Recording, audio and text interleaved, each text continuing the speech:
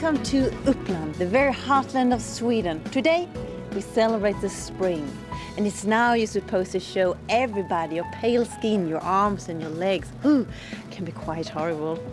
Here I am on this old steamship that's going to take us to a very special place, which has been an attraction for more than 300 years. So now we have to leave the modern world behind us, because now we're heading towards the shores of the past. And the lake you can see over here, that's the third largest lake in Sweden, Lake Mälaren. And this was once the main highway to the capital, Stockholm, which is, let's see, that direction, 90 miles in that direction, there's Stockholm. While on board the steamship, I'm going to prepare two delicious salads. One is with hazelnuts, pears, orange juice, and the other one is more traditional with smoked salmon, fresh potatoes, and picked dill.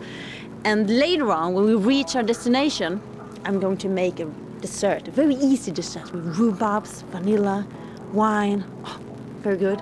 And the main course is, let's see, I just say pike perch. I do something with pike perch. Okay, back to my salads. My first salad is a salad with pear, hazelnuts, red onion, parsley, and arugula salad. That's good. I start to cut my pears. And then arugula salad, and this is my favorite salad. I like it a lot. And I like it because the texture is nice, it's a little bit crunchy, and it has a very good taste of pepper. And it's so good because it doesn't wilt so fast, and that's good. So we just bang them with the pears, like that. And then hazelnuts. These hazelnuts I have already roasted. It's very easy to roast hazelnuts. You just put them in a very hot oven or in a dry frying pan, and you roast them until they are golden brown, and then you peel them. And I have a good trick to peel hazelnuts. You take the hazelnuts in a kitchen towel, and then you rub them, and then the peel goes off. So now I'm going to crunch the hazelnuts, and I use my kitchen towel again. When you chop hazelnuts in the kitchen, you have hazelnuts all over it. Then you take a saucepan or something and crunch them.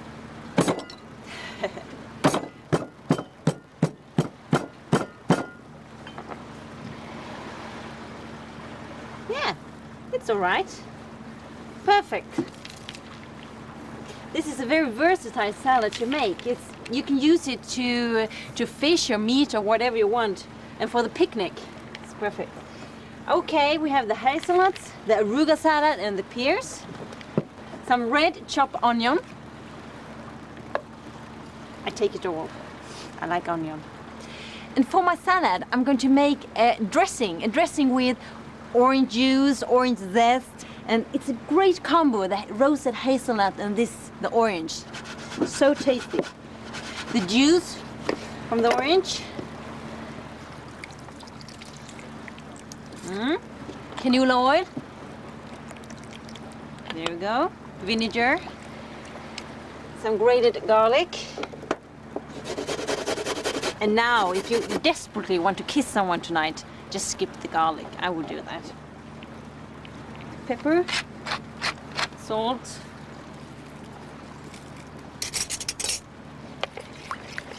Now we have to taste it. If it's a dressing that I'm proud of. I hope so. Very tasty. This is the Parma ham. This is very unique, and I love this ham. It can only be produced in the region of Parma in Italy. The dressing has a lovely color, hasn't it? Some chopped parsley, not chopped, picked parsley. We toss the salad. Just look at this. Isn't it lovely? The pears, the roasted hazelnuts, red onion, and you can see the zest from the oranges.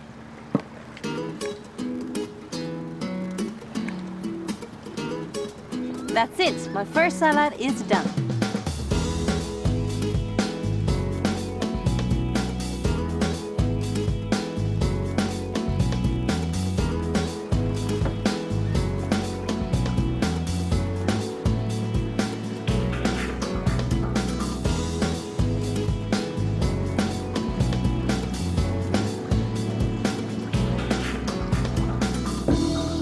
My second salad is a more traditional Swedish one because I'm going to use smoked salmon. And we have actually 3 types of salmon that we eat a lot.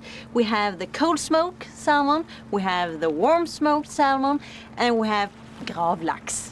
And that is the same word in English. Marinated lax, grave lax, salmon, something. Well, anyway, I start with my potatoes because I'm going to use some new fresh Swedish potatoes.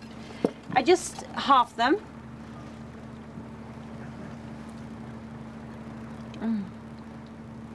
Then I'm going to slice fennel. This is a kitchen tool that I use a lot, and unfortunately I haven't the slightest idea the word in English. I'm so sorry, but it's very versatile and I like it a lot. We call it mandolin.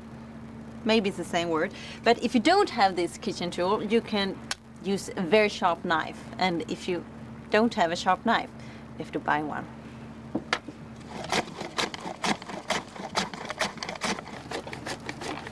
And if you want it crispy, you just put the fennel into cold water. Eggs, boiled eggs, red onion, finely chopped. I'm not done yet. Give me 10 minutes. Are you hungry? Yes, I am. Perfect. My warm smoked salmon. Take nice chunks from it, like this. And now to the dressing. This is a very easy dressing to make. Here I have some cream, lemon juice. Just press some lemon juice into the cream. What happens now is that the acid from the lemon makes the cream thicker. And here you can see it's getting thicker. It's like magic. Salt, white pepper, and sugar. We just leave the dressing for a couple of minutes. In the meantime, the fennel, put it together with the salmon and the other ingredients. Some fresh dill that you just pick. The dressing, we pour it over the salad. This is just so lovely.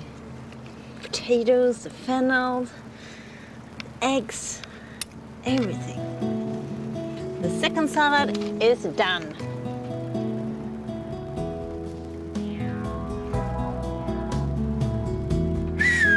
Come on down, boys. Lunch is served. Thank you.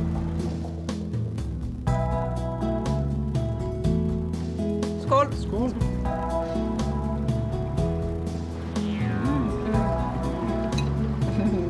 Kommer du laga mat också? Hur långt hinner man då? Ut och upp.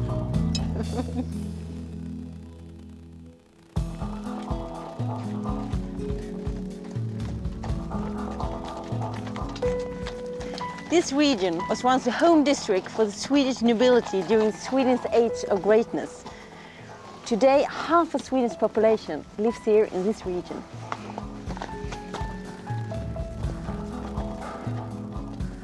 No less than 150 castles and palaces lie here in Uppland. And as you can see, most of them can be reached by boat, which was the common way of transportation at the time.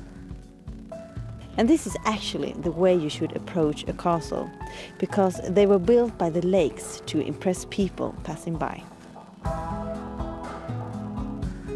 The Swedish era as a major power in Europe lasted for about 100 years. During the whole 17th century, Sweden was more or less constantly at war with its southern and eastern neighbors. Sweden's newly won position as a European superpower was manifested in the building of magnificent palaces like this. This is Skokloster Castle, perhaps the nation's leading monument of the era. The castle is the largest private palace ever built in Sweden. And it took a quarter of a century to build.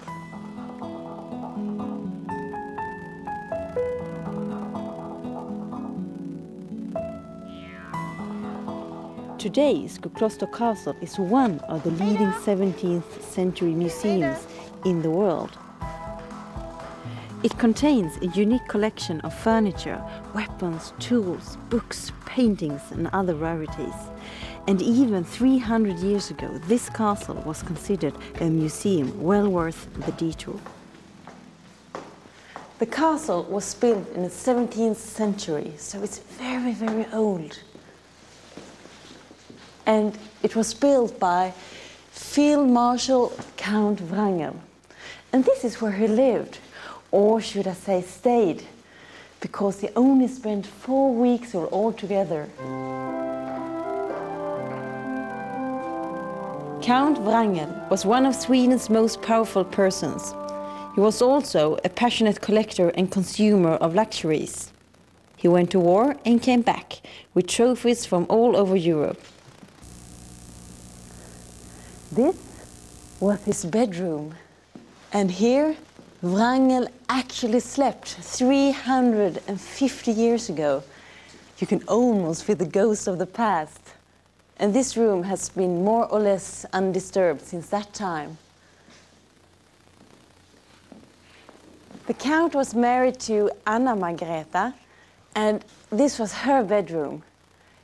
As you can tell, the Count and his wife didn't share bedrooms, although they had 11 children and 77 rooms. And there are even rooms where time has stood still. For example, this armory, the only one preserved in its original setting. Look here. These are rare Indian artifacts said to have been collected in the Swedish colony New Sweden in Delaware. And these pistols once belonged to Kristina, the Queen of Sweden. And they say that she used them to shoot rats in the royal castle in Stockholm. She was a tough lady.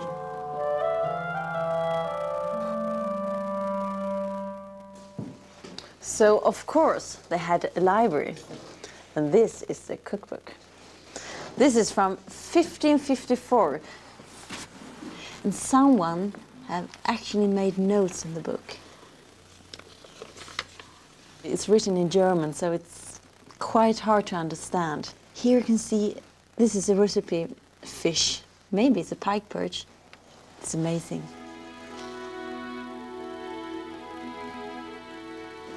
This is a spectacular dining room. And here we have what a ready-laid table could look like. And as you can tell, swan was considered a delicacy. And then the steak was arranged atop the feathering. Would have seemed a bit morbid today, perhaps.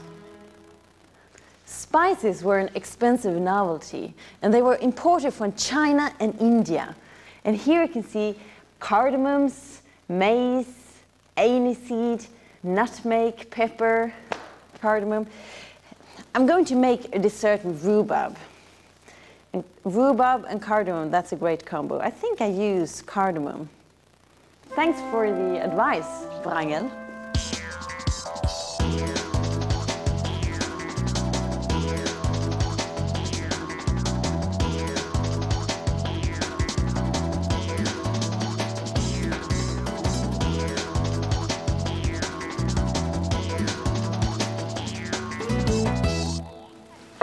There is nothing like a perfectly cooked pike perch with asparagus, capers, spring onion and brown butter. Nice, isn't it? But first I have to start with my dessert, my rhubarb dessert. I start to make my syrup. 1 cup and 3/4 of water, and sugar. 1 cup and 3/4 of sugar as well. Very easy recipe this. White wine. 1.5 cup need of the wine. Vanilla pod that I just half. Cardamoms. We take it all. I like cardamom. Zest and juice from 1 lemon.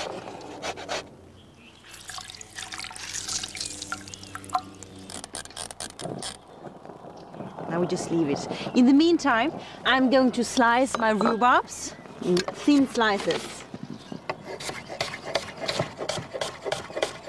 And springtime and early summer, that's the best time for rhubarbs. My rhubarbs. Oh, let's see. Just look at this. Just look in here. The vanilla, the lemon zest, the sugar. Oh, it's a great smell. We just pour it over the rhubarbs. We just leave this for 30 minutes to cool down, and then I put it in the fridge, because when you serve it, it has to be really cold. And now a very quick sauce to my rhubarbs. Here I have yogurt. I need icing sugar, zest and juice from 1 lime. And a nice trick, if you want more juice out of the lime, you just roll them so they are soft, like this. Cut them in half and you press. A lot of juice. Some fresh mint. And then we just stir it together. Taste this. Very good. And now to my main course. But first I have to go and get some vegetables. So follow me.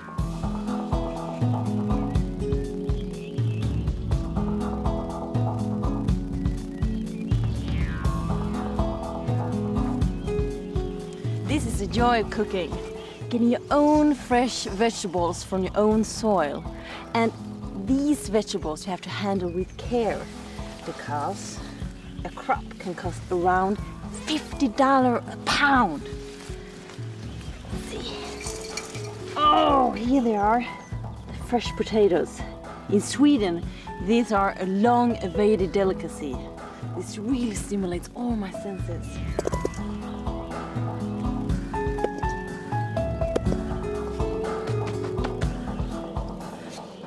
My potatoes.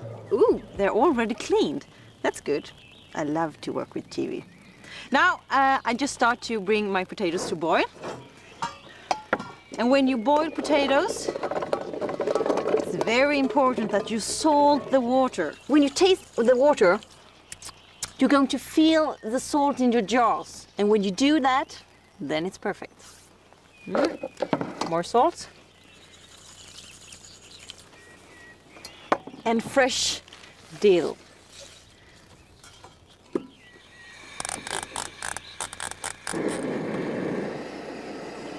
And now back to my pike perch. This is in the same family as the perch. You can see they almost have the same fin. And to see if a fish is really fresh, you can look at the eyes. That's a good trick. The eyes should be slimy, like this. And these I already cut into nice fillets. We just leave the fish for a couple of minutes. I start with the asparagus. I trim the ends. You see the white here can be a little bit woody and bitter, so we just cut off the white ends. Butter, a hunk of butter, oil. And I always use butter and oil when I brown vegetables, fish or meat. I use the oil because that can stand more heat, and the butter because of the taste. My asparagus. And some spring onions. We have to trim them as well. And the big ones, you can just halve it. Check the asparagus. Perfect. Smells just great. Down goes the spring onion. We just season it with salt and pepper. And now they are nice and soft. Perfect. We put the asparagus on a plate and then we just cover it with foil. There we go. My fillet. pike perch is a perfect fish if you want to brown it because the flesh is very firm. My pike perch goes into my frying pan with the skin side down.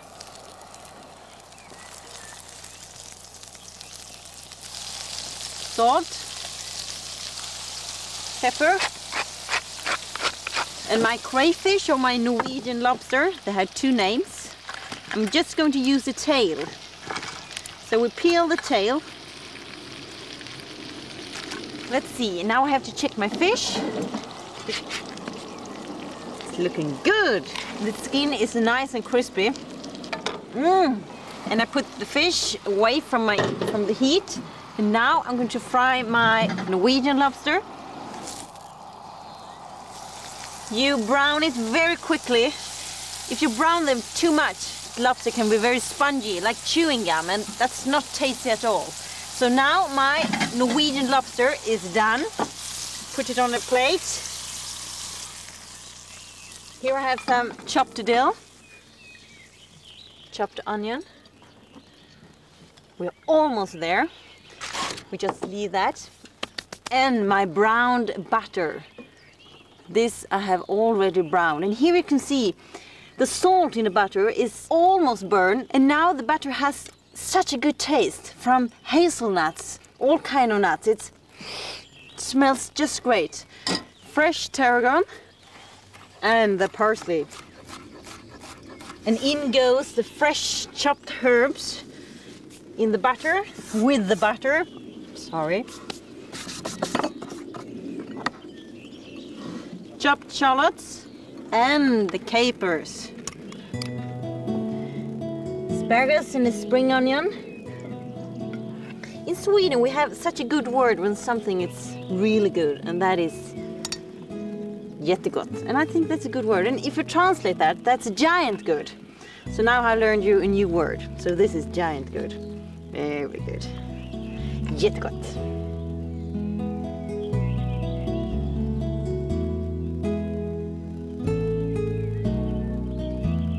And the brown butter with the herbs and capers. Jättegott.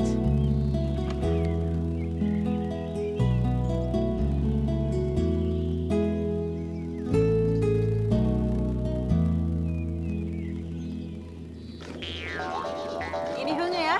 Oj, ja, ja. Det finns inga spöken, det är faktiskt så. Ja, jag har ju Örebro. Har de ett till? Mycket spöken.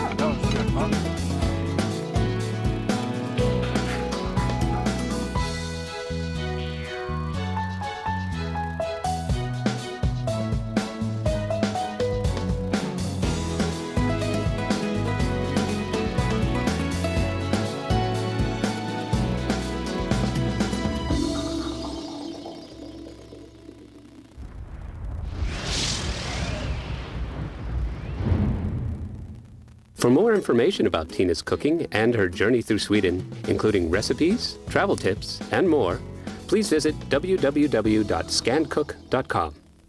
To order the DVD set of the series, go to scancook.com or call 1-800-201-0182. This DVD set contains all the episodes in New Scandinavian Cooking with Tina Nordstrom, including bonus material and all the recipes from the series. Available for $49.95 plus $4 shipping and handling. This program is made possible by the 2005 Volvo S60s, a range of turbocharged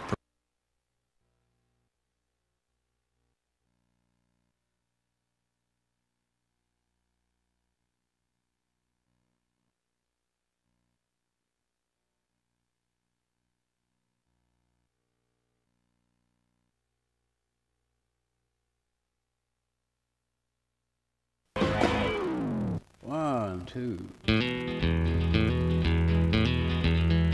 On the road again. Just can't wait to get on the road again. Life I love is making music with my friends. I can't wait to get on the road again. On the road again. Like a band of gypsies, we go down the highway where the best of friends, insisting that the world keep turning our way, and our way is on the road again. I just can't wait to get on the road again. The life I love is making music with my friends, and I can't wait to get on the road again.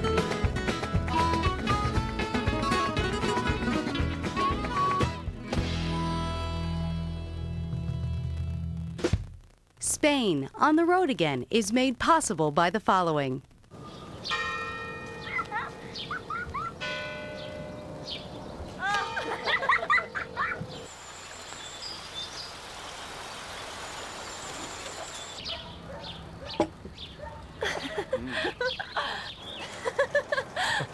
Smile, you're in Spain.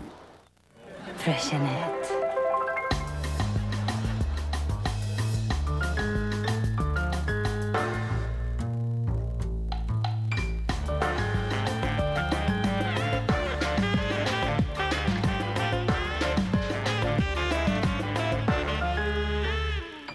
Welcome back. This program was made possible by a grant from Chipotle Mexican Grill. We look forward to bringing you more outstanding shows like this one. And remember that you are the public PBS. From Spain's rich countryside comes one of the world's fine olive oils, Pompeian Extra Virgin Olive Oil. And for cooking, Pompeian Classic Mediterranean and Pompeian Extra Light. Pompeian makes every day better. Looking for the story behind the story? NewYorkTimes.com. Travel, dining, style, health, movies, politics, opinion. NewYorkTimes.com. All the news that's fit to click. It is so exquisite. I mean, the color is just, this is so beautiful. Our road trip to the Costa Brava had deserved a resounding bravo. It's so perfect in every way. We began in Barcelona with a spin through the city with the rock star. That's me in the spot. And then did a trio performance at La Boqueria. Could you part the Red Seas, Moses? Gwyneth and I cooked with one of Spain's superstar chefs, Carmen Ruscalleda. Oh, chef, 3 stars, Michelin. Perfecto. Meanwhile, Bittman and Claudia got surreal with Salvador Dali and then sublime with the utterly simple fish cookery at a restaurant called Rafa's. Finally, GP and I got a bit goth, first at the 12th century cathedral and later in the Jewish quarter dating back to the Middle Ages. This is a real adventure, Batals. You got it, Paltz.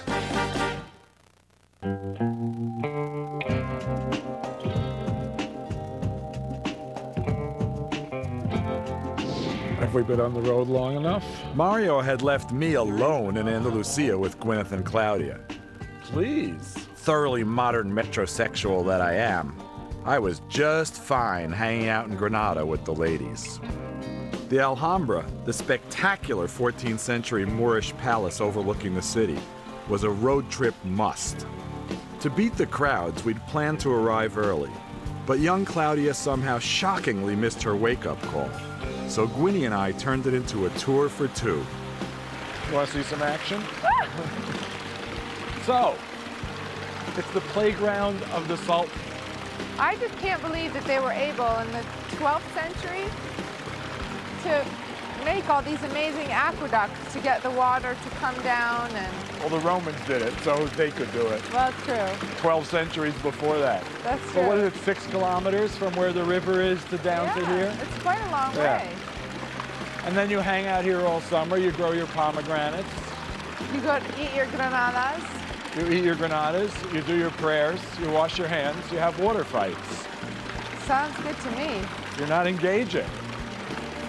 Ah! Got you that time. I'm gonna get you for that. Oh, so this is the Huerta and Huerto. The Sultan's garden. Mm-hmm. Let's go down. The architecture's all, so it's all enclosed, so the Sultan could come, sit down low on his blanket with all these miradas, these portals to look out, and enjoy the fruit of his garden. It's really nice. Are those peaches? They look like oranges to me. Let's find out. I want to. You can get more to eat. Yeah? Yeah, let's go.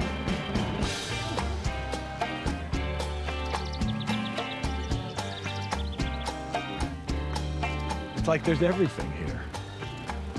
Except tomatoes and potatoes, because those were new worlds.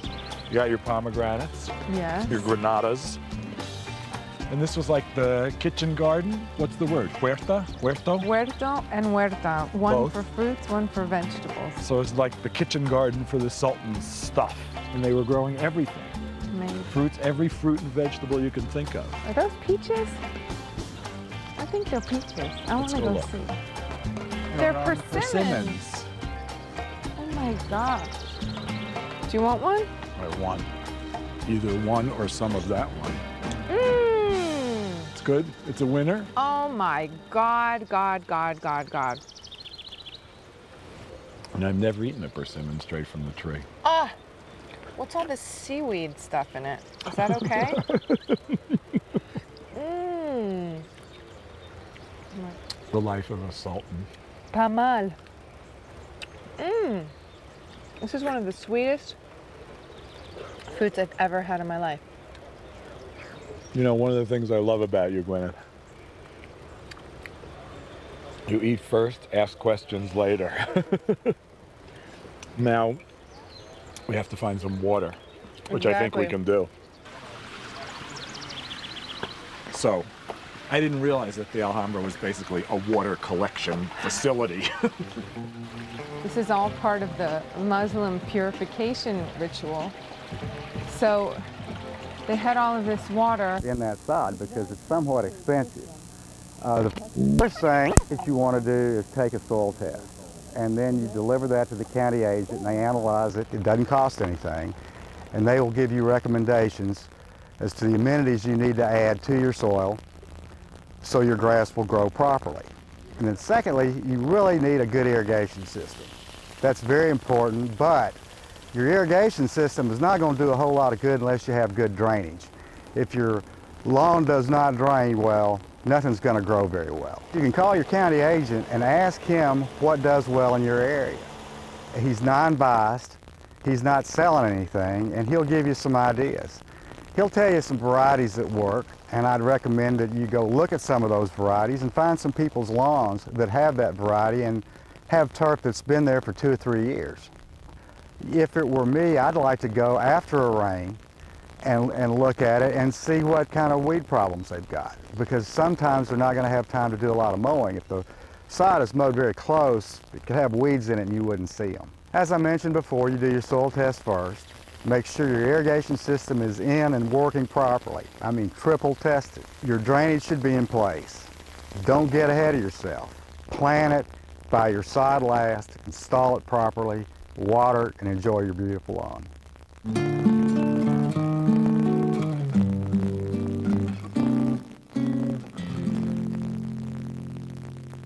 You know, I'm prone to get the cart way before the horse, and I'm afraid that's what's happening here just a bit.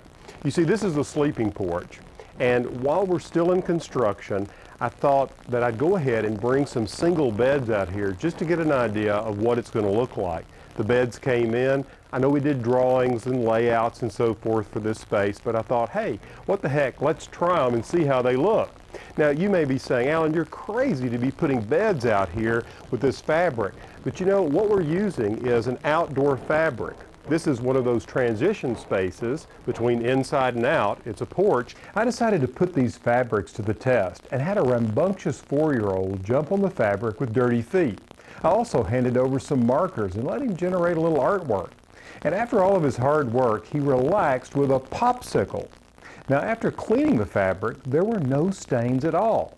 Recently, I had an opportunity to visit with a textile designer who visited the Garden Home Retreat, and he assured me that even though these fabrics are used inside and out, well, the inspiration comes directly from nature. Fabric expert Greg Vuris is in the garden to tell us more. Many of us use flowers to bring inside the home to decorate. Well, today we're going to bring some fabrics outside to decorate with our flowers. You see here, with the blues and purples that coordinate really well with the greens and the purples of the Vitek. Now we move into summer, where we're going to use more warm colors like yellows, oranges, and reds. Now we're going to move into autumn, where we have more colors of nature that complement the leaves and the foliage, where we're going to use burgundies, deep browns, and rusty oranges. And then in winter, we're going to move to more beige tones and browns and bring more textured fabrics inside using chenilles and bouclés to give us more of a warm feeling.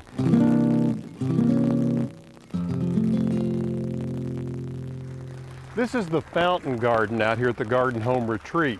And I like to think of it from a color standpoint really as a sort of a sorbet course, a palette cleanser between the warm side, which moves to the west, and the cool side, which moves to the east from this central point. In this garden, I concentrate on lots of neutral colors like white and gray. Now, this time of year, this space is particularly magical because you have several things blooming together. For instance, look at this Vitex behind me. This variety is called Shoal Creek, and it is really putting on quite a show. And then just below it, you can see this perennial called Artemisia Pois Castle. It's one of my favorites, and it has a great aroma when you rub the leaf. And over here to my left, which is truly a showstopper, is the lily of the Nile, or Agapanthus. I grow it in containers and bring it out in the summer because it can't take the cold winters here. Now, if you take a look at the circle, I've got pots of Supertunias, the white ones that are spilling out of the containers. But I have to tell you, if you could have seen these pots back in the spring with the tulips, well, you just wouldn't believe it. These were filled with Maureen tulips. I put about 75 to 80 bulbs per pot, and it was a knockout. So in the spring, we have the tulips, and then I replace them with these fabulous Supertunias that will bloom right up until frost. Now, just behind the Artemisia, underneath these Vitex, I have 3 types of old-fashioned roses, which all bloom white. And then just under them, I plant the annual fan flower, Scaevola New Wonder. So as you can see, this color theme is a very cool and soothing theme for the hottest days of summer.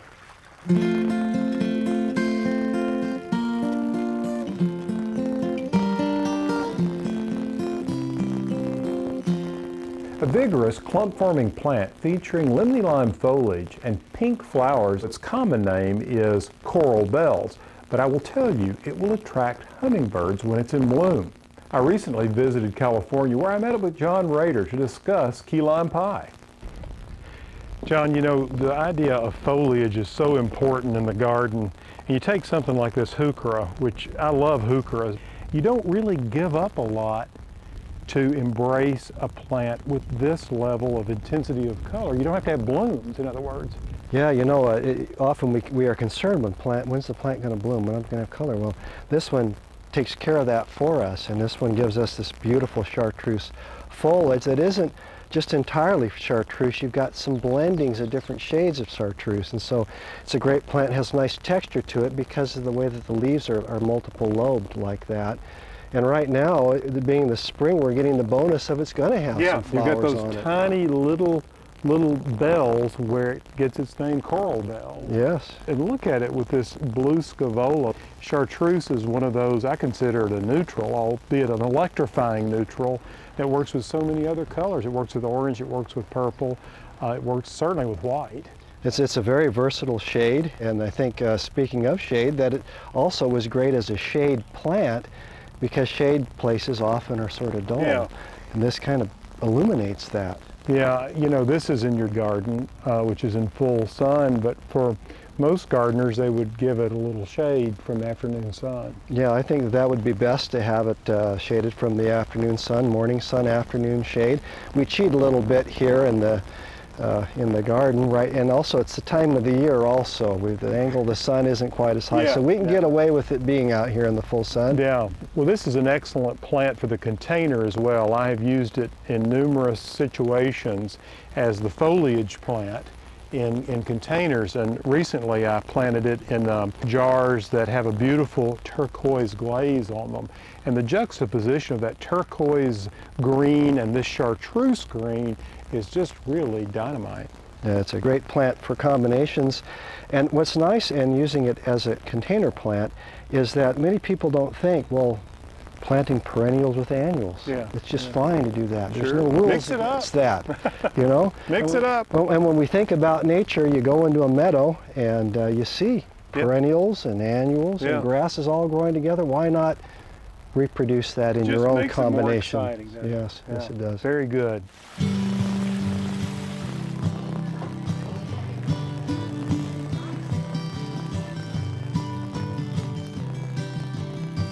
The Wildwood Botanical Garden is a great place to visit any time of the year.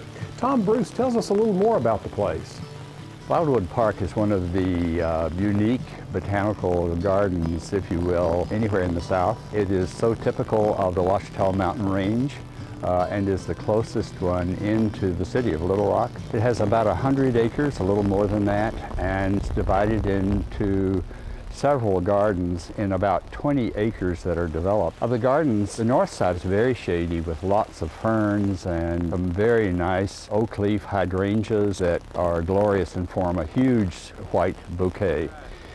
At the end of the Butler Arboretum is the gazebo garden, named for one of our patrons, this wonderful stone gazebo that is the picturesque piece of what Wildwood is to many of our visitors. And finally, the other major garden is the Hunter Wildflower Glen. Interestingly, some years ago, the artistic director of the Wildwood Theater cleared out an area south of the theater for children to play. And she knocked down some trees and graded it all. Suddenly the sun began to hit the soil and a riot of wildflowers sprang up. So that now we don't allow children to go into that area because it's so wonderful for everybody else.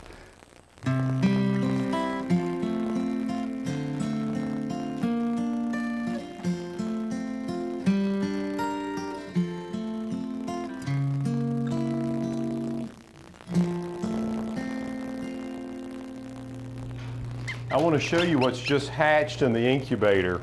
Just look at this beautiful little gosling. Just a few hours old. This is a Sebastopol, which is that breed of geese we have here at the Garden Home Retreat with the curly feathers. As adults, their feathers have a little twist to them so that it looks like the entire bird. It looks like a feather pillow. And this little guy, well, you can't really tell he's going to have that kind of hairdo, or I should say featherdo, but eventually, as he matures, he certainly will. But what a beautiful little baby. Now, when these little guys hatch, what we do is we give them a water supplement. And by the way, these little guys don't need any feed or water for up to 48 hours after they hatch. There's enough yolk still left in them that that's enough energy and food supply for them until they begin feeding. But when we do begin to give them something to drink, I like to give them a vitamin supplement. And then what we do is we start them on a feed that is 20% protein.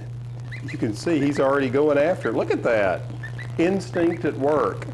Now, what's amazing is once they start eating this feed, and by the way, I add a little brewer's yeast to this for goslings and ducklings because it gives them a little more niacin, and they need that. But anyway, once this little guy starts eating like this, you can't imagine how they expand in just 4 weeks. They start going through that very awkward stage where they're beginning to lose their down and put on feathers. And then by 6 months, they look like they're full grown. We enjoy having geese out here at the Garden Home Retreat, particularly these rare Sebastopols, because we're providing an opportunity for their genetics to be perpetuated.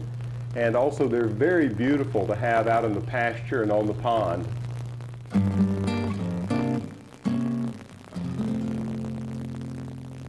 Welcome to my studio. This is the part of the show where I take photographs you send in and we take a look at ways to improve the landscape. Today we've got a very interesting property in Illinois. Now Pam, who submitted the photograph, said that she'd like some help with creating curb appeal with this house. By the way, you can see it's a really beautiful log house. Looks like new construction. And she wanted some help with balance. So why don't we get started? Now, one of the things that I first noticed about this is the lack of evergreens. Obviously this is in the winter, and I think that having some evergreen foliage would really help. And I certainly know that you do well with spruce there in Illinois. And Pam, I'm kind of wondering if to create balance, if we came in here and sort of framed the house with some spruce, maybe some Norway spruce. I love their sort of lofty limbs, the dark green. And then it looks like over here we could even add a couple down in this lower part to help sort of frame the property. Looks like you've got quite a bit of land here. Now be careful with spruce. You don't want to plant them too close to the house. That's a common mistake. But with plenty of room here, you can see how these would frame this house. Now, another thing I might do is, this looks like a front porch. You said that it faces east. Lovely place to sit in the summer, so you're not having the sun shine right in your face in the afternoon. What I might do is think about this tree. It looks like it may be blocking the view, and I wonder about this tree. The idea of maybe having a view from the porch where we might create a bed that would wrap around here, and maybe that is planted with a yew hedge with a break in it. And this yew hedge would be an evergreen that could sweep around, and on the back side of it, Pam, you could do a mixture of perennials. Now let me say this, the yews and the spruce are certainly deer resistant. You have a rural property, it looks like you may have problems with deer. So let's think about plants that would be not attractive to the deer population. Now what I'd like to see you do is behind here, Pam, put in the perennial bed where you can enjoy from the view from the house looking out some summer color. There, if you go with plants, a lot of the gray leaf plants deer don't like, such as catnip, has a beautiful lavender flower, lavender itself, lamb's ear, all of these are really great perennial plants. Now, the other thing you could add would be daylilies. Deer do like daylilies, but you could also add some of the old-fashioned favorites like peonies. They're not particularly attracted to peonies. But anyway, you get the idea. What we're trying to create here is that charm factor, that curb appeal you're looking for. Now it looks like you could have an entrance here, and perhaps we do a rustic gate that would go along with the style of the house. Maybe we repeat that rustic gate here. I could even see a pair of stone piers with a gate on it, just made out of rough timber that will go with the log cabin motif.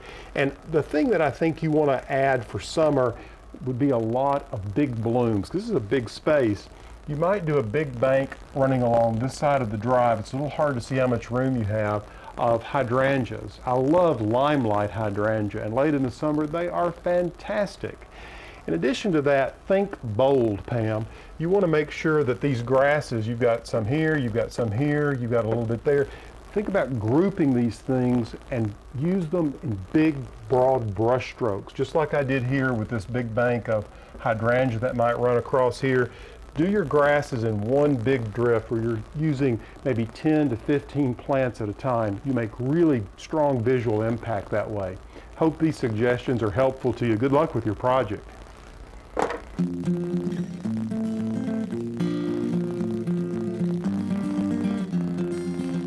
Well, that's all the time we have for today's show. I hope you've enjoyed it as much as I have, and I hope in some small way it satisfied your cravings for color. And as I look around here and I see all these seed pods from these wildflowers, this area promises to be full of bounteous bloom next year. Until next time, from the Garden Home, I'm Alan Smith. More information about today's topic and other topics covered in this series can be found at PAlanSmith.com.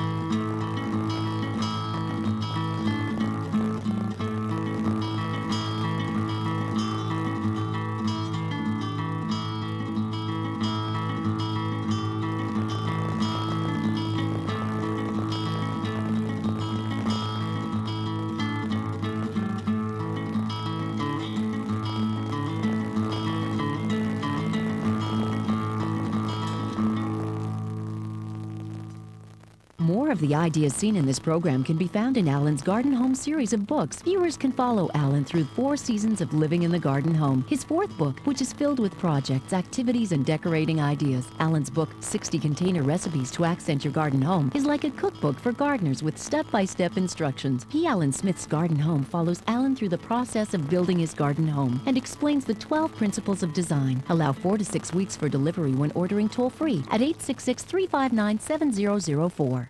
Funding for P. Alan Smith's Garden Home is made possible by the following. Proven Winners. Proven Winners selects plants for their color, beauty, vigor, and flowers that last from spring through fall. You'll find Proven Winners plants in their signature branded containers at garden centers and the Home Depot locations across the country. The Pro Mix Ultimate Collection of growing mixes from Premier. The quality of your potting and planting mixes is the foundation of your garden's performance. The Pro Mix Ultimate Collection of growing mixes from Premier. Steel. Producing a full line of lightweight handheld outdoor power equipment to help make yard care easier. Available only at your local steel servicing retailer. Marvin Windows and Doors, providing design inspiration for your home. Online at mymarvin.com.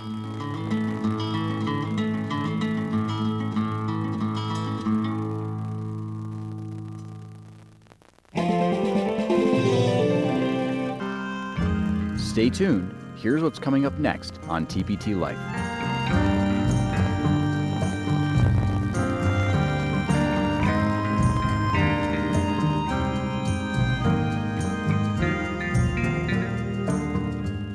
Some people love paper. I love paper, but some people don't. That's why TPT has created a paper-free way to give. Sustainer memberships make life simple. Your monthly gift can be automatically deducted from your checking account or your credit card without ever having to receive a paper reminder. And smaller monthly gifts can make it easier on your wallet. It also lets TPT put more of your gift directly back into the programs you love. Membership starts at only $5 a month. Become a sustainer today. Less mail, more programming. Hi, I'm Nick with your daily update. 781 people have recently become sustainers. For every 1,500 new sustainers by August 6th, you'll get another pledge-free day. There is still time. Visit tpt.org or call now. Hi, I'm Rachel Allen, and in my new series, I want to show you some of my favorite recipes. There's something for all occasions, whether you're planning a simple family meal or a formal dinner party, heading out for a glorious picnic, or chilling out on the sofa with your favorite comfort food. There are recipes for cakes and cookies, pies and pasta, fish and fondue, and so much more. I hope you enjoy it. Weeknights on TPT Life. Visit tpt.org for showtimes. Hello, all you very lovely public television watchers. Mario Batali here. Join me on the road trip of a lifetime. With the very lovely Academy Award winner and fellow gastronome Gwyneth Paltrow, Mark How to Cook Everything Bittman of the New York Times, and the knockout Spanish actress Claudia Basols of Barcelona for an unscripted, anything-goes, cross-country adventure. It's Spain on the road again. Weeknights on TPT Life. Hi, I'm Tina Nordström, and I will be your host for 13 new programs of new Scandinavian cooking. Perfect. I will show you beautiful places in Sweden, and I will introduce you to our history and culture. And the main thing in this show is the cooking. Weeknights on TPT Life. Help us shorten our August pledge drive by becoming a sustaining member of TPT today. Call 1-888-288-1500.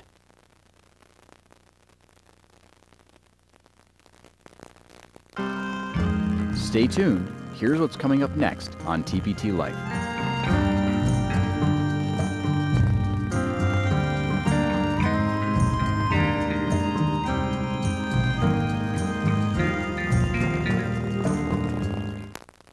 Yeah, they can hide. The search is on. Like sandstone outcrop. From red sands in the Mojave Desert through the majestic saguaro forests of the Sonoran Desert to near the sweltering tropics. The treasure isn't monetary, though. It's one of the desert's longest surviving residents, the desert tortoise. She's headed your way now. Yeah. Funding for The Desert Speaks was provided by Desert Program Partners, representing concerned viewers making a financial commitment to the education about and preservation of deserts, and by the Stonewall Foundation. Additional funding was provided by the Nature Conservancy.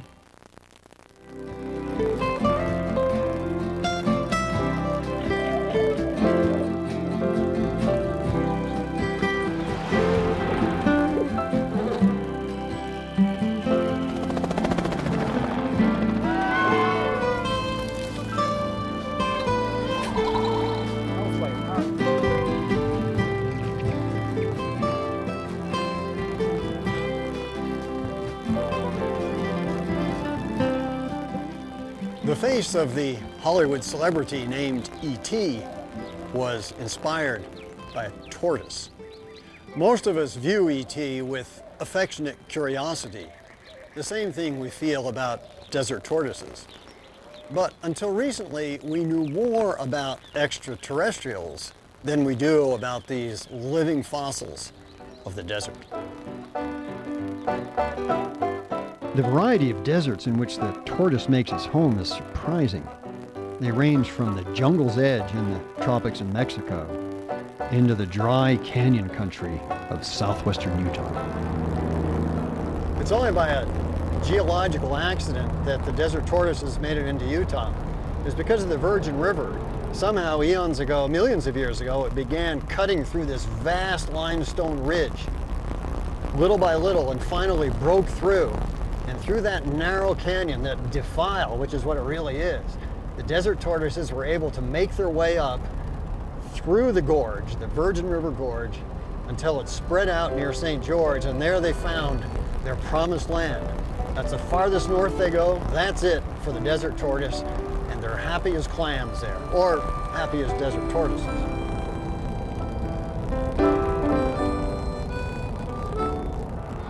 In St. George, Utah, we'll meet up with some biologists. They are the ones who are monitoring and studying the tortoises, and we understand that there are more tortoises per square kilometer there than virtually anywhere else. I'll believe it when I see it.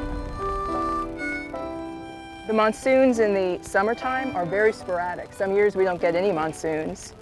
So the tortoises then really do rely on this spring flowering. They do.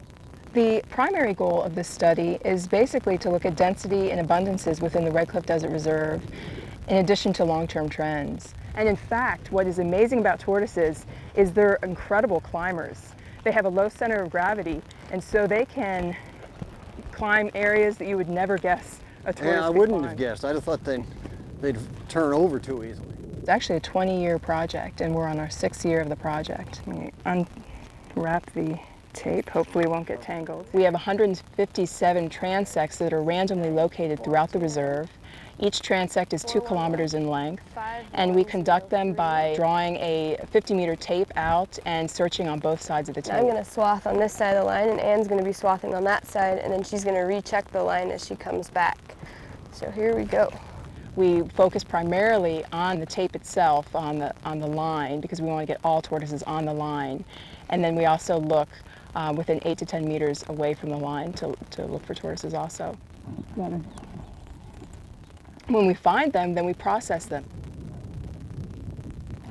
The first 5 years of monitoring tortoises, tortoise numbers were actually fairly stable. However, in 2003, there was a significant decline of tortoises, and we attributed that to a drought in 2002, which was quite devastating. We actually have been observing tortoises with clinical signs of the upper respiratory tract disease, and I think tortoises with those signs are more susceptible to drought. So we found, actually, interestingly, in 2003, that we found less percent of animals with those clinical signs, likely because the drought killed off those animals with the clinical signs. Now, this is where we're going to look for trails of Trails, tortoise tracks. Carapace trails. The desert is rapidly being developed, and this is pretty much the largest remaining tract of desert tortoise habitat in this area. Would that be a male? I believe it's a male. I love tortoises. They're just regal animals. The encroachment problems around the red sand country of St. George, Utah, are nothing compared to the explosion of development into the vast creosote flats around Las Vegas, Nevada. But the tortoise's cute persona has proved a powerful political presence. All right, duty calls, gentlemen. And they found a tortoise that's been missing for 2 years with a transmitter on it, so we're going to swap it out and put a new one.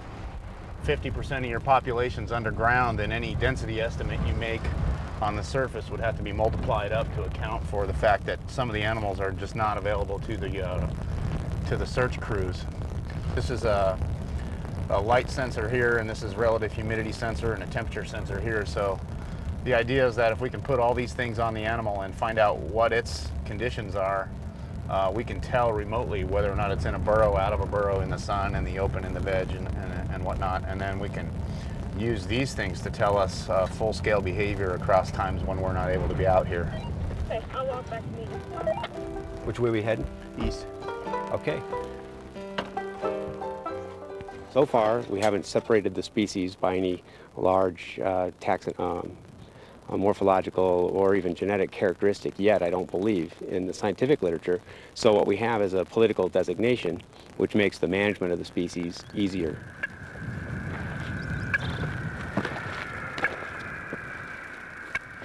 In the Mojave Desert, the primary portions of the diet, or more than 90% of the diet in any given location, is going to be these annual plants that you see mostly turning brown at this point. Some of the flowers are left, but it's the annual vegetation that's primarily important in the Mojave Desert for their food.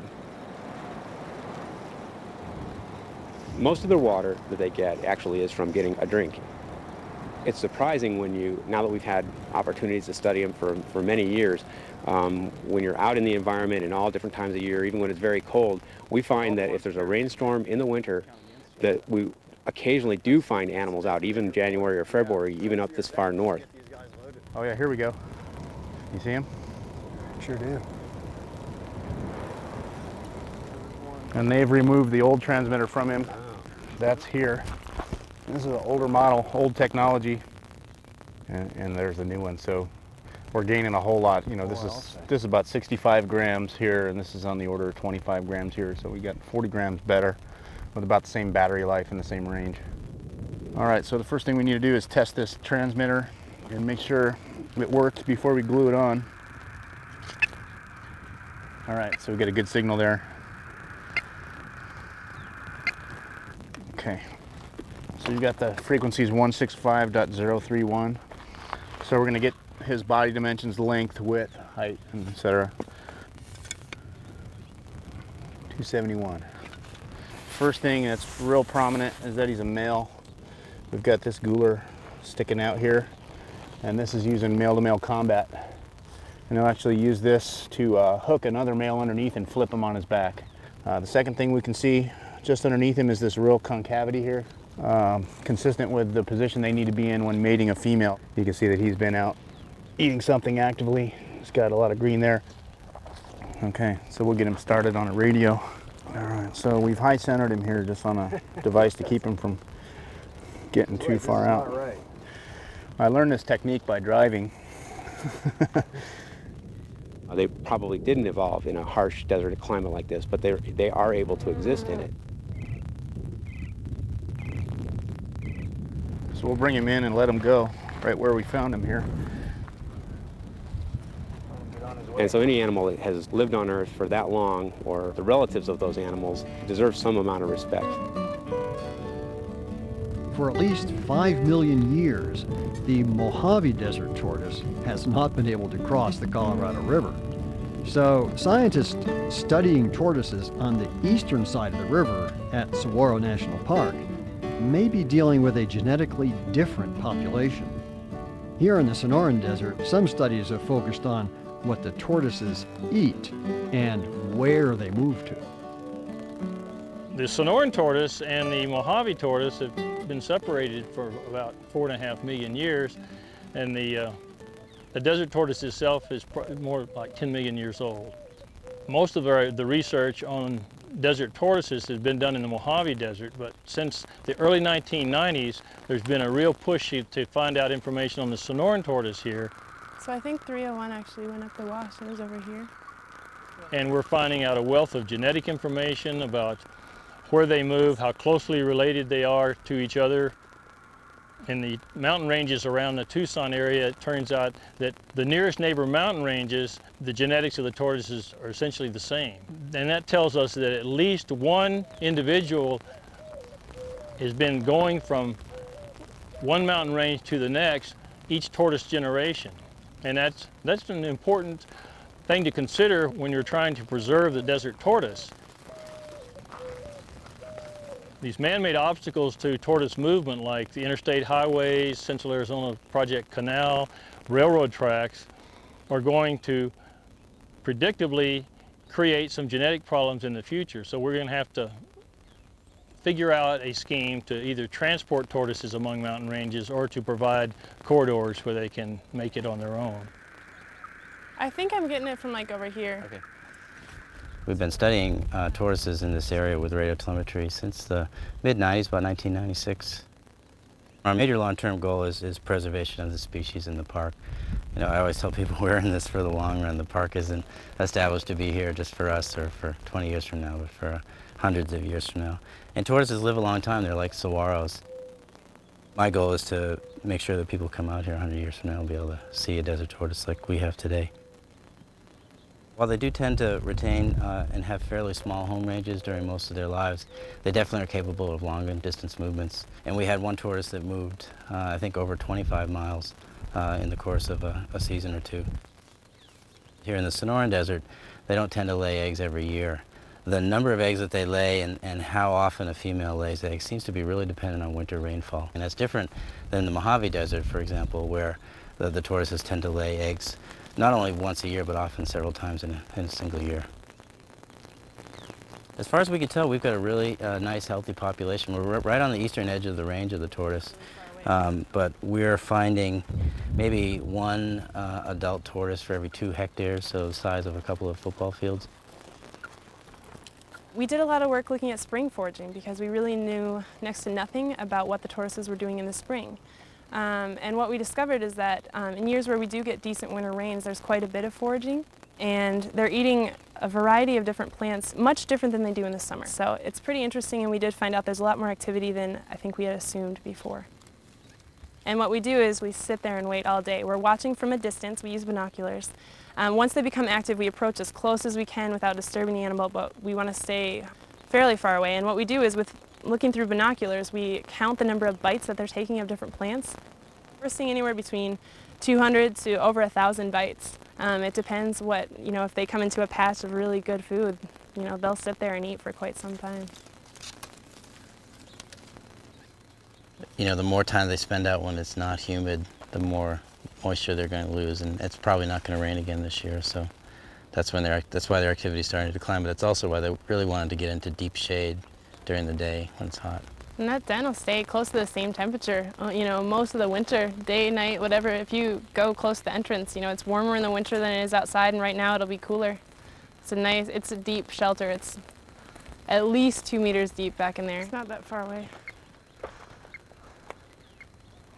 People love tortoises. I mean, they're really kind of an animal symbol of Saguaro National Park. They're like saguaros in that they're long-lived. They're interesting. They're not found in a lot of places in the United States, and so people are thrilled when they are lucky enough to be running into a tortoise on a hike. I've actually used a moniker for the Sonoran tortoise. The Sonoran tortoise, a saguaro on wheels.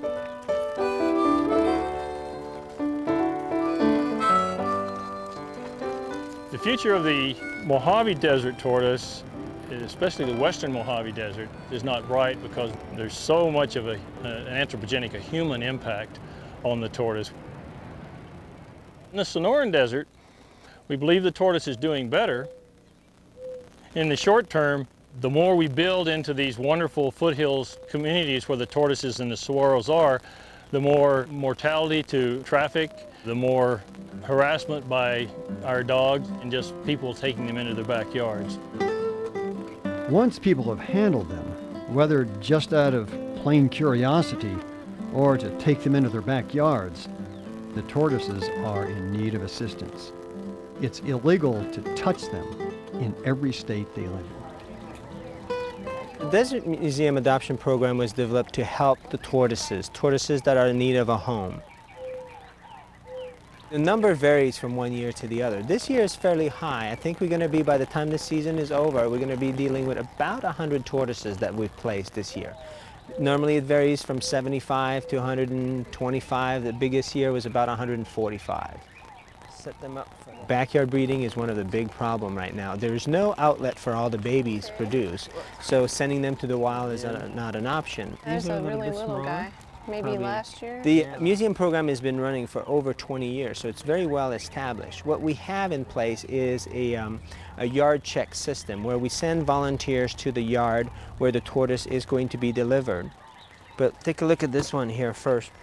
That's the one that was hit by the car. Oh, yeah. You know, look at that patch here. Yeah. Well, he looks like he's doing pretty good. The only way the museum can run this program is because we have a very strong core of volunteers. We have 7 volunteers that are responsible for taking hundreds of calls every year. They will look at potential danger. Ponds are very bad. They need to be fenced out. We don't really like adopting tortoises where there's large dogs unless they are in separate yards. So all these things are checked by our volunteers. If the yard is approved, then we will bring a tortoise over. You'll be very happy in your new home. Get your son. Since tortoises can live in their 80s, 90s, or even hundreds, it's a long-term commitment. So people that are getting tortoises later in life are often faced with the situation where they need to will these tortoises to other members of their family, find home, and that's where we come into play. If they have nowhere to go, we will take these tortoises here, put them through the adoption program, and send them to families that are looking for them.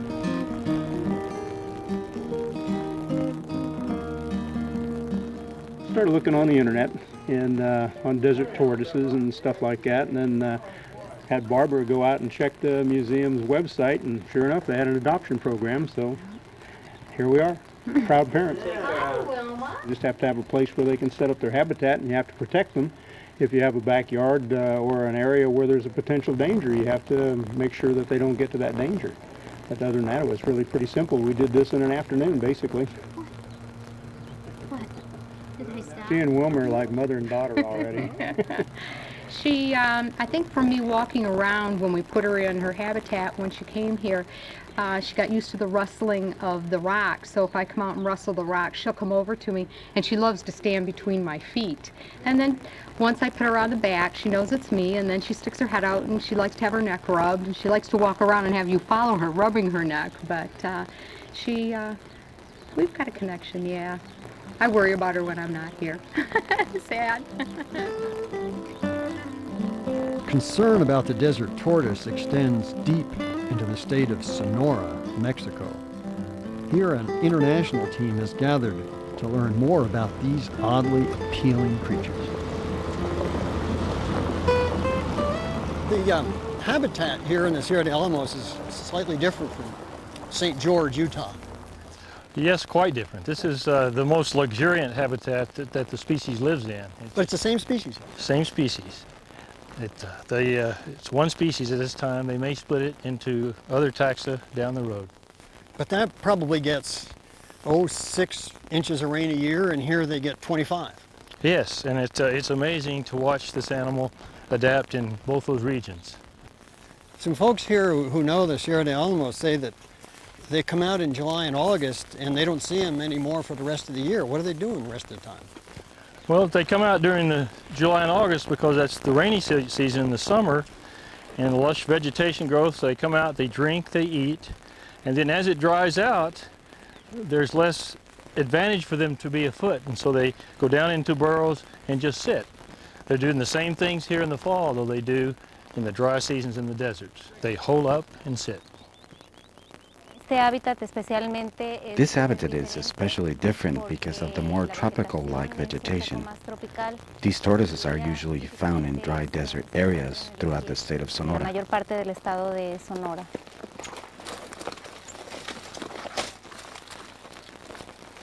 We know nothing about this species in this habitat in the tropical deciduous forest. Looks like she may have sustained some injury, and looks like she lost her gular when she was younger. She's got some shell damage. She's probably been mauled by a predator earlier in her life, and she's healed up a little ways. But yeah, she's got some injuries. She's headed your way now. Yeah. Can you guide me? Specifically, what we're looking at here is genetics, disease, the presence or absence thereof. So we'll attach it here, and we'll finish up with the sheathing up here. They're extremely small transmitters, and they give a transmission range of about, on flat ground, about 800 meters. Telemetry gives us the opportunity to find out a lot of information, you know, namely home range and shelter site use and diet, and, you know, can make behavioral observations. It's really important that we do the telemetry here as well. We're making a lot of political decisions for this animal in the United States and have no baseline knowledge about the tortoise in the deciduous forest or even in Mexico in general.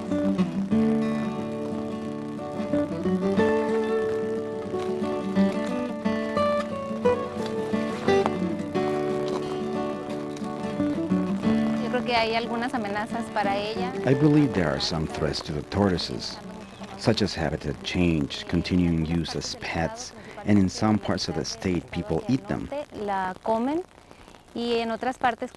In other areas, the tortoise is commercialized, sold to people, usually foreigners, even though these practices have been minimized because there are legal penalties involved.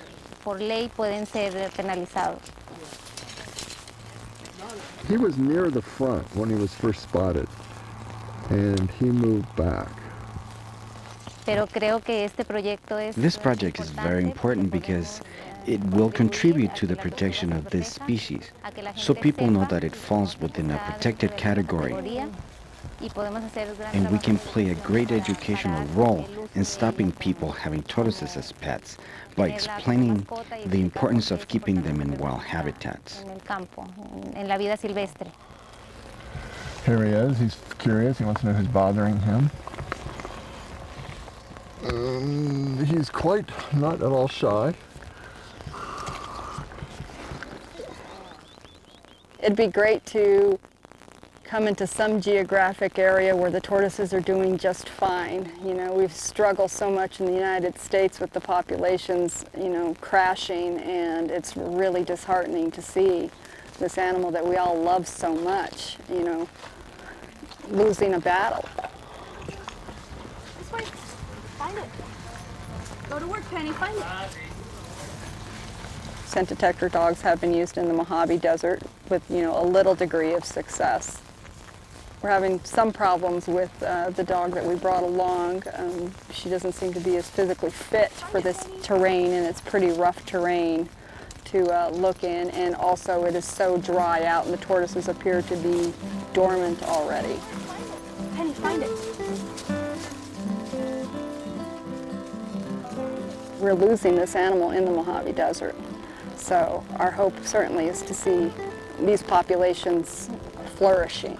They're just fascinating creatures. They live, you know, as long as humans in pretty rough conditions. They don't reproduce until they're 12 to 15 years of age, and they're still here, and it's a very old animal.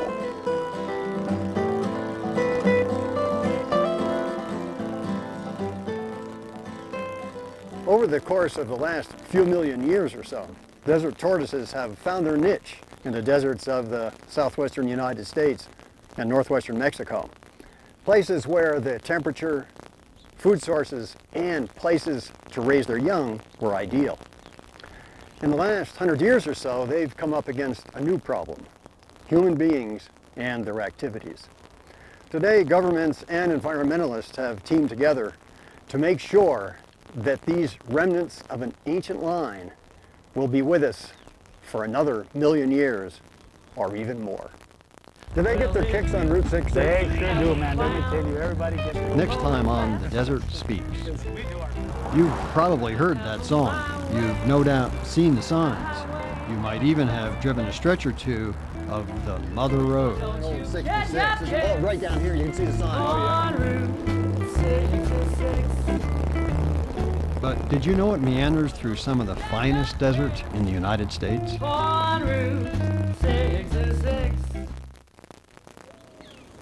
Tortoises' home ranges are usually fairly small, but we occasionally get a tortoise that will move at some distance.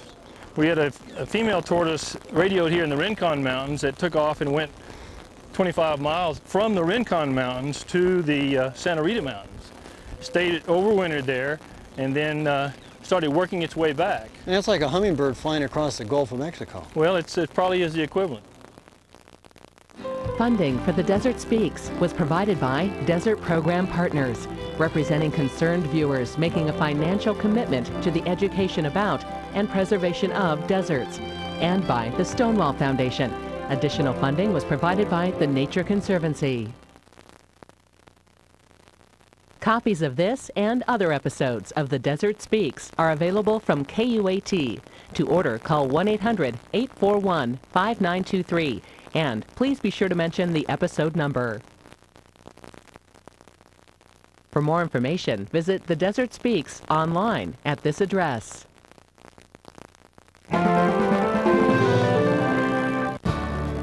Stay tuned. Here's what's coming up next on TPT Life.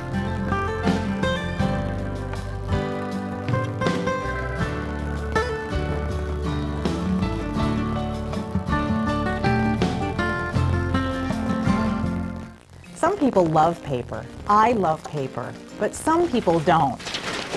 That's why TPT has created a paper-free way to give. Sustainer memberships make life simple. Your monthly gift can be automatically deducted from your checking account or your credit card without ever having to receive a paper reminder.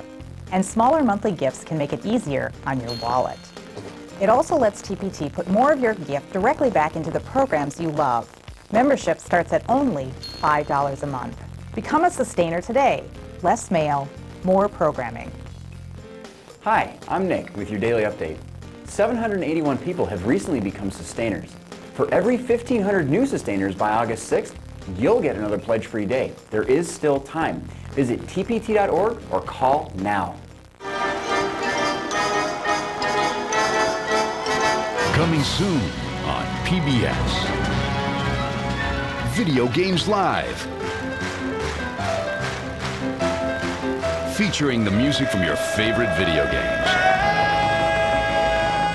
A concert for music lovers of all ages. All this and more next time on PBS. Saturday at 8 on TPT Life. Hi folks, Tommy Emmanuel here on the road again. Looking forward to getting back to Minnesota real soon.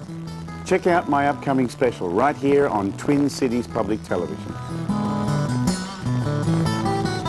You'll also find out how to get tickets to my concert at the Burnsville Performing Arts Center in September.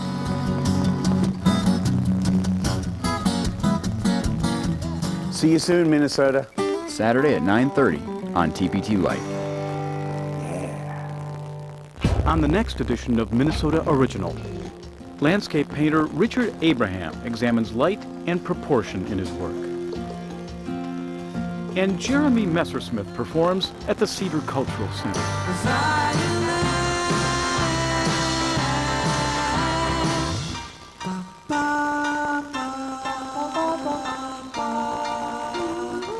Don't miss Minnesota Original, Sunday at 6 on TPT Life. Looking for a different way to support quality television? Donate your car to TPT. It's easy, hassle-free, and tax-deductible. Call us at 651-229-1530 or visit us online at tpt.org today.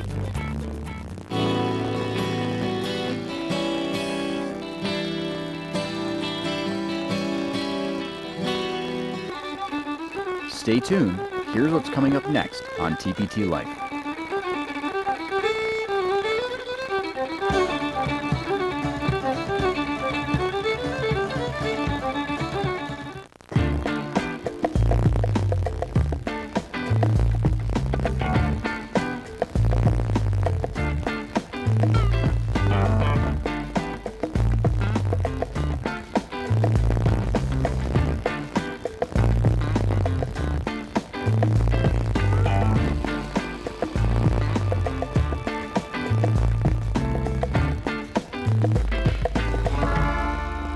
This program is brought to you by Kerrygold.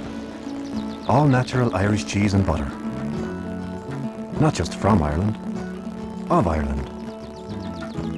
Kerrygold. Proud underwriter of Rachel's favourite food at home.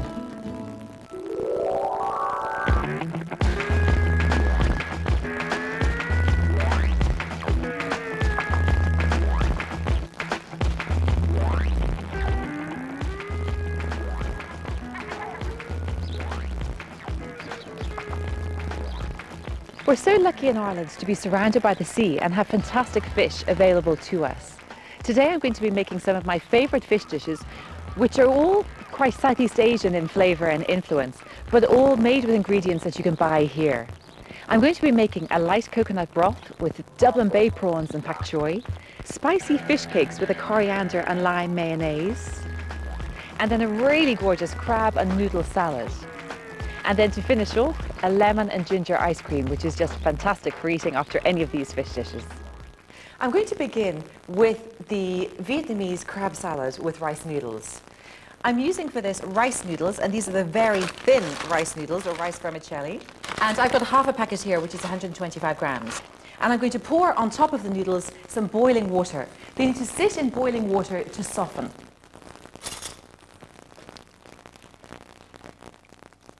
There we go. So I'll put those there and allow those to sit for 5 minutes. Meanwhile, I'm going to make the dressing for the salad and put together the other ingredients. So for this, I've got 50 grams of caster sugar, 75 mils of Vietnamese or Thai fish sauce, and I need the same amount of lemon or lime juice. Juice of one large lemon really is about 75 mils. And add the naan pla or the fish sauce and the lemon juice into the bowl of sugar. And one chili, which I'm going to de-seed. I'm going to take out most of the seeds because it will be quite hot with the seeds, a bit too hot for my liking. And then chop or slice.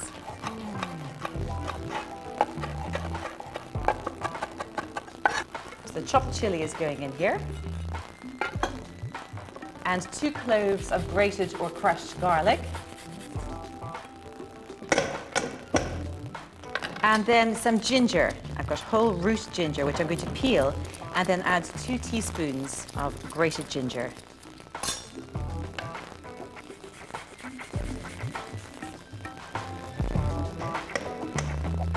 I'm also going to put in some cucumber and some radishes into this. This is quite a large cucumber, so I won't need all of it. Cut the cucumber in half. I'm not going to peel the cucumber, though you could if you like. Scrape out the seeds of the cucumber because the seeds don't add anything. All they add really are moisture, and they'll just make this salad too watery. And cut the cucumber into long, thin lengths, and then chop. So add the cucumber into the dressing, followed by the radishes. I've got 150 grams of radishes that I am chopping and tailing, just cutting the ends off, and slicing quite thinly. They add a really good crunch to the salad. So in go the radishes. Give it a stir, give it a little toss in the dressing. Take a fork, I've got a spoon, and just while you're preparing the rest of the ingredients, let the vegetables just kind of sit in this dressing and they'll just soak up the flavour of the dressing. I'm going to check now to see if the rice noodles are cooked. They need to be soft. The water's cooled down quite a bit. Yep, that's perfect. So, drain the noodles. And also just rinse them to stop them from cooking anymore. Because I don't want to put hot noodles in with the lovely raw, fresh vegetables. Otherwise, it'll soften the vegetables and kind of dull in the flavours a bit. Okay. You can, if you like, cut the noodles, but the Asians never really cut noodles, as they say that it cuts all your aspirations and hopes and dreams. So I'm definitely not going to cut the noodles. Toss the noodles through the vegetables and dressing. And now I'm going to get some coriander to chop through it. I'm just chopping up the coriander quite roughly. That's enough. Save a little bit of coriander for the top of the salad, which I can just put over here. So I'm mixing the coriander with the cucumber and the radishes through the noodles and the dressing. Lovely. Next thing I'm going to do is I'm going to show you how to take the meat from a cooked crab. This crab I have already cooked.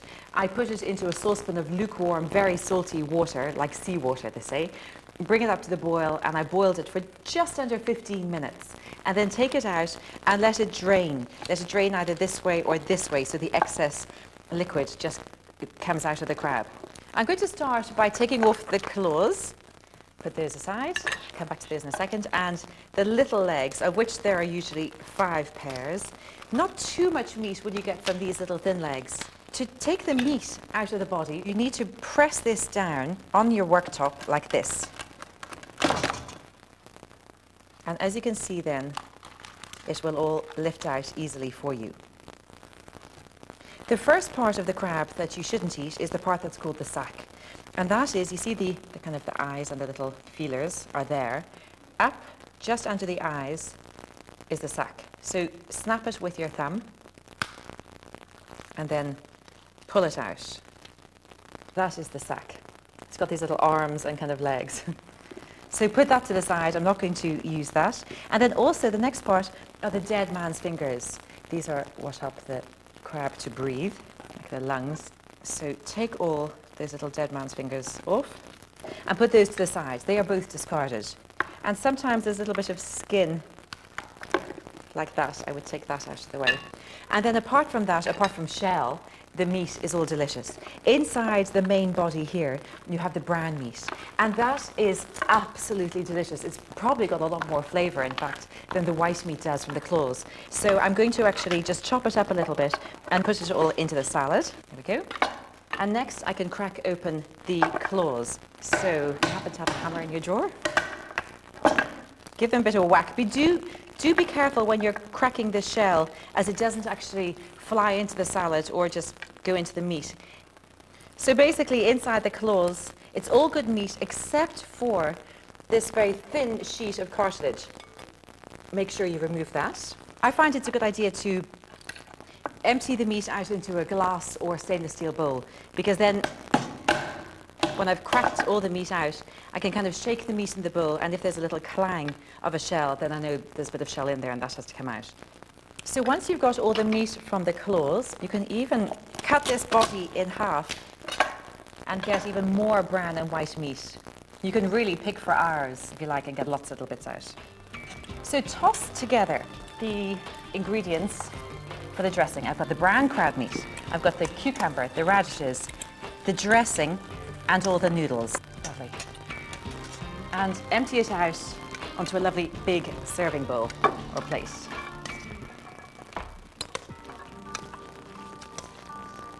Let the vegetables kind of sit on top a little bit. Okay, give it a little taste. You probably won't need any seasoning because the fish sauce tends to be quite salty. But just see if you need anything more. No, it's delicious.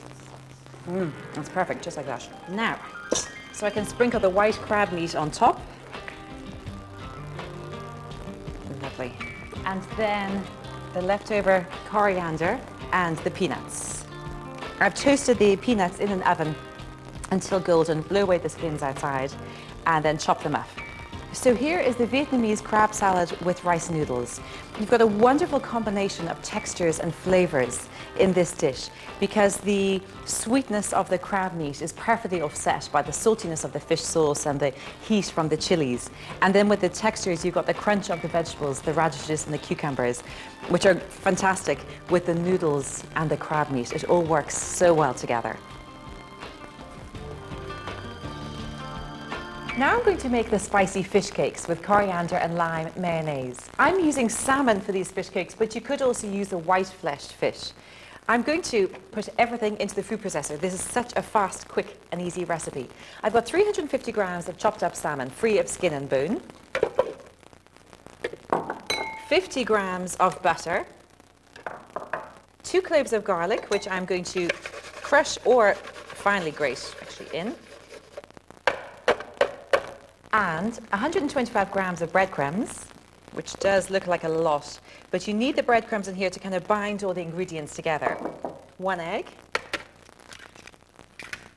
1 lime, juiced, or half a lemon, 1 generous teaspoon of Dijon mustard,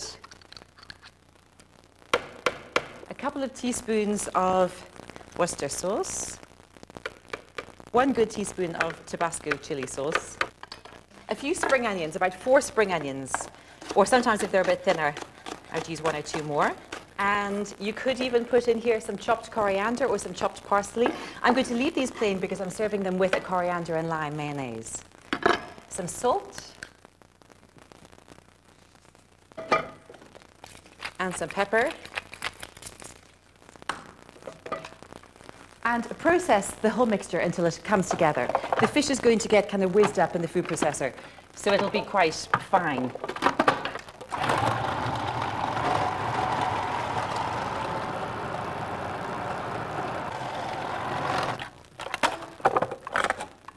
There we go. And I'm just going to taste a tiny little bit and see if the seasoning's good. If you don't want to taste this raw, well then of course you can cook a little bit on a frying pan. It's lovely. So, heat a frying pan, add in a little bit of olive oil, and then shape these. You can of course make tiny, say little balls if you wanted to have these with drinks or canapes, or you can make slightly larger patty shape fish cakes. So once the olive oil has warmed up a bit in the pan, add them in.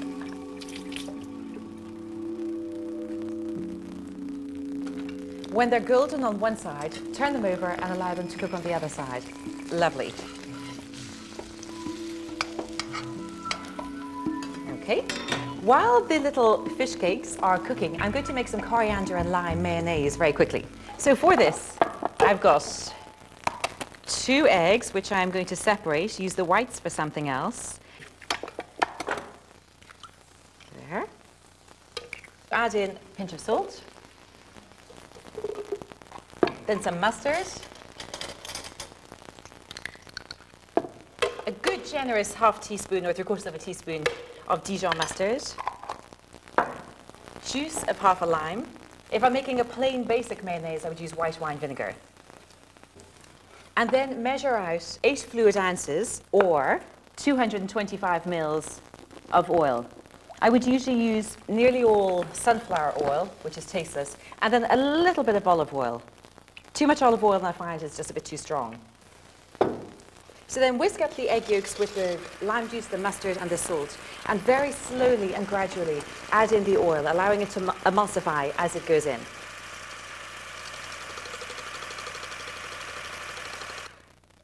That's the mayonnaise made. I'm just going to chop up some coriander.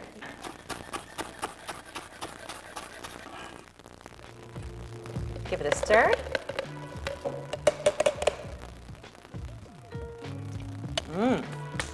Okay. So I'll put some coriander mayonnaise into a bowl. Put that on the serving plate, followed by lovely. I can turn off the fish cakes. They are cooked. They feel firm, kind of with a slight spring in the center, and they're nice and golden brown on both sides.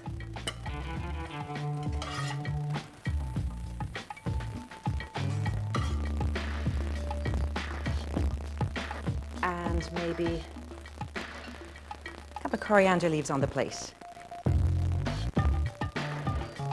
Now I can take a little bit of noodle salad with the crab. Some onto an individual plate. This is, of course, best eaten with chopsticks.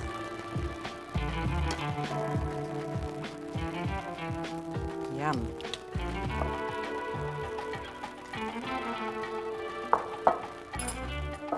Some chopsticks there.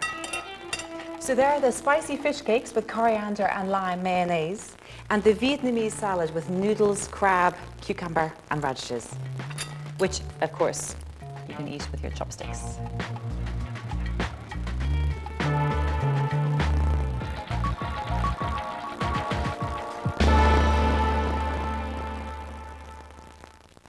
Now I'm going to make the lemon and ginger ice cream. This is incredibly refreshing and really lovely and light. I do need to make a lemon curd first. So I've got butter, 100 grams of butter in a saucepan here. I'm going to stir around the butter and just melt it, almost melt it, before I add in the sugar. Lemon curd, once it's made, will keep for up to 2 weeks very well. Okay, into the butter, add 175 grams of caster sugar. I've already got 2 lemons which have been zested and juiced. So I need to do the third one. So I need the zest and the juice of 3 lemons altogether. So I'm going to add in the grated zest and juice of a 3rd lemon. Lemon curd is also, of course, the base to a lemon meringue pie. And then squeeze the lemon. What makes the curd different to jam is the inclusion of eggs and butter. Add in the juice. Stir it around. It's on a very low heat. I don't want the base of the saucepan to get too hot because I'm going to add eggs into it. I've got 3 eggs. I'm going to add the yolk of 1 egg and 2 more whole eggs. So it's 2 eggs and 1 egg yolk. Whisk them up. Whisk them up well before you add them into the butter, sugar, lemon juice and lemon rind. So you need to stir this quite carefully over the heat. It only takes actually about 4 or 5 minutes to cook. But if you cook it on too high a heat, it will scramble and then you'll have a sweet lemony scrambled egg. Not very nice. Stand at the saucepan and stir it constantly. It's, as you can see, thin and runny now, but in a few minutes it will thicken. It will also thicken more as it cools down, and I need to allow it to cool completely to make the ice cream. So after a few minutes of gentle cooking, it's actually thick enough. It's cooked. So I'm going to turn off the heat and show you. It's coating the back of a spoon, and why I'm putting my finger through the line is that it will actually hold the line cleanly. The curd won't run over the line. So that's ready. You can put this into a bowl and allow it to cool. Of course, hot, it's wonderful on scones, toast. So that amount of lemon curd made about 400 mils. I have lemon curd here that I've already cooked and cooled. It does need to be cool to make this ice cream. This is 200 mils of lemon curd in here, so about half the amount of that lemon curd that I made. I always make a larger amount and have some lemon curd in a jar in the fridge. So for this 200 mils, I need 300 mils of creme fraiche and 300 mils of natural yogurt. What I like to do is to just take a little bit of the creme fraiche and really mix it through. In fact, even whisk it through, just in case there are any kind of more set bits of the lemon curd and you just need to whisk them out. There we go. So that's going to soften out the lemon curd a bit. Okay. And then the rest of the creme fraiche goes in. So in this bowl I've got 200 mils of lemon curd, 300 mils of creme fraiche, 300 mils of natural yogurt. I'm also going to add in some ginger to make a lemon and ginger ice cream. So I'm going to grate in, I like to use for this amount of ice cream a good tablespoon or even 2 tablespoons of grated ginger. Okay, so mix this through. Okay, give it a little taste to see if you have enough ginger in it. That's lovely. And put it into a bowl or a tub to freeze. Cover your ice cream, pop it into the freezer. Give it at least, 4 or 5 hours to freeze. Now I'm going to make a really wonderful soup. I've got in here 1 litre or just over 2 pints of chicken stock. Pour the chicken stock, quite a light chicken stock, pour it into a saucepan. Add in 1 tin of coconut milk, 1 chili, de-seeded, very thinly sliced. I'm slicing it into little rounds. Okay, so pop in the chili. I need to add in 2 spring onions that are finely sliced, even at an angle, and they look quite nice, leaving out just the dark green bits. That's going in. Followed by 1 clove of garlic, grated in.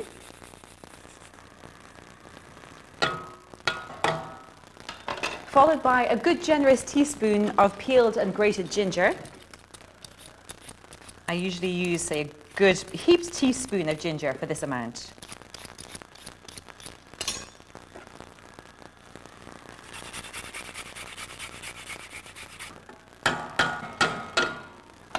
Okay, so turn this up to full heat and bring it to the boil. When it boils, you can add in the pak choi. I've got 2 lovely heads of pak choi.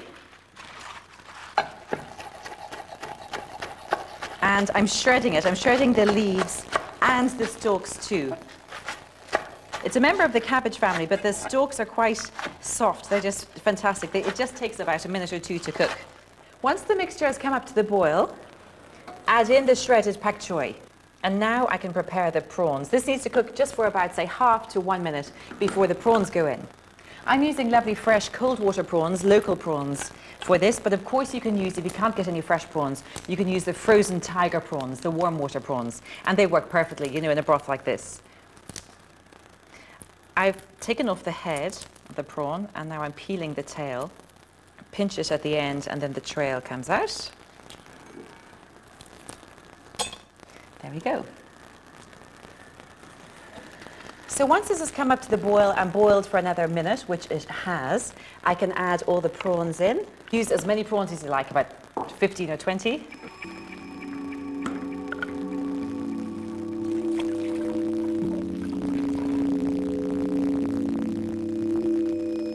The mixture's just come back up to the boil again. Check the prawns. You see they still look a little bit translucent, but once they kind of turn opaque in colour, they're cooked. Meanwhile, I can add in the final ingredients. 3 tablespoons of fish sauce, Thai or Vietnamese, 2 and 3. Juice of half a lime. And some basil. I'm not going to add the basil in yet. It goes in just at the end when it's come off the heat.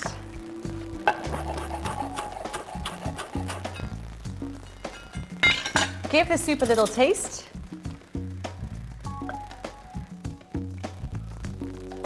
Oh, it's lovely. It doesn't need any more fish sauce or lime juice. Perfect. So I can take that off the heat because the prawns are cooked. So add in now, when you're ready to serve it, the basil.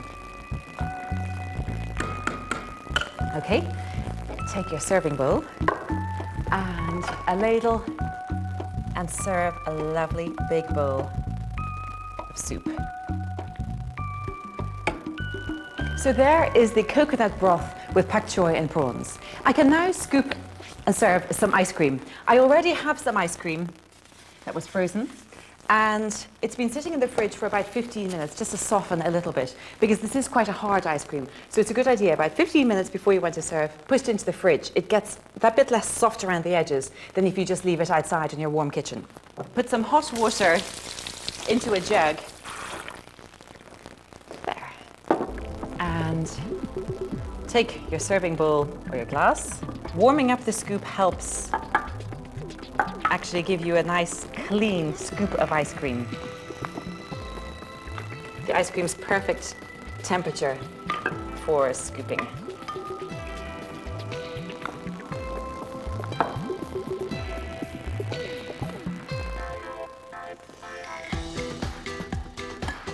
And if you happen to have some little shortbread biscuits or lemon shortbread biscuits just in the kitchen, you could serve a couple of those with this ice cream too. So there are some of my favorite seafood recipes. I made a gorgeous Vietnamese noodle salad with crab, cucumber and radishes, and then some spicy salmon fish cakes with a lime and coriander mayonnaise, and then a light coconut broth with prawns and pak choi and basil. And then this lovely fresh lemon and ginger ice cream, a wonderful way to finish off any seafood meal.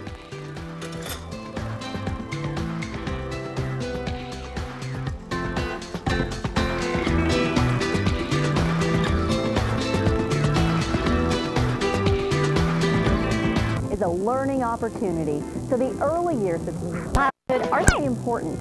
That's why we say you are your child's first teacher. And today, on A Place of Our Own, it's our Week in Review.